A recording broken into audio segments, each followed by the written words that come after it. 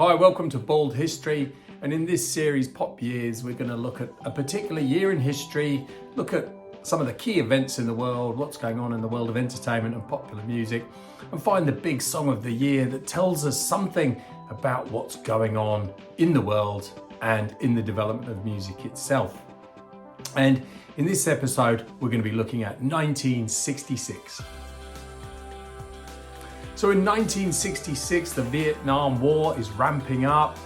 American support for the war, though, is dropping and drops below 50% for the first time. There's famous images of Marines setting fire to villages in South Vietnam with their Zippo lighters, and demonstrations against the war are also ramping up. In the UK, the Aberfan disaster claims the lives of 144 people, including 116 children, when a slag heap slides down a mountain and buries the village. And in the ensuing inquiry, the National Coal Board is held largely responsible for the disaster. In the world of TV, we have some new series. Batman and Star Trek debut for the first time.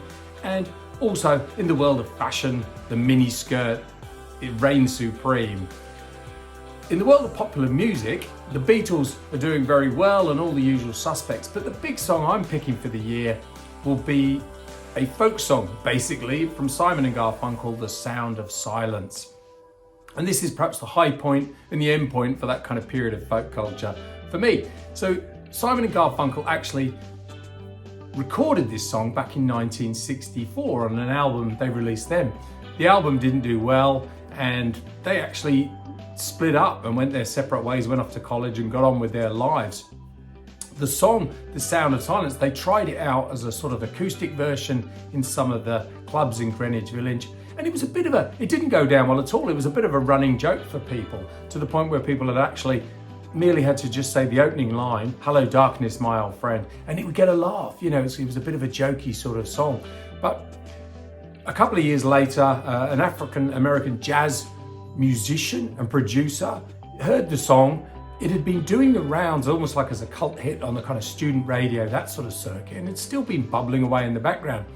He heard it and did a kind of remix of it, introducing some electronic instruments and electric guitar and so on, revamped it, released it, and it became a hit. Simon and Garfunkel quickly got back together to cash in on that and release new albums, and of course that went on to give them as a duo and indeed solo careers great success. So without that kind of revamping, it wouldn't have happened.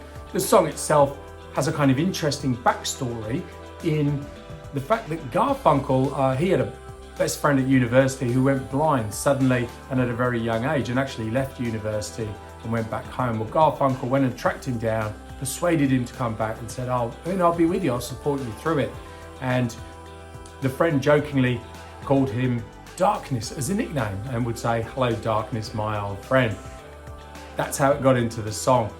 And the song itself is one of those things, it's interesting, it's transitioned from being a kind of joke song to being, such a sublime and, great hit that it's been, and very moving for a lot of people, and particularly with that story in mind.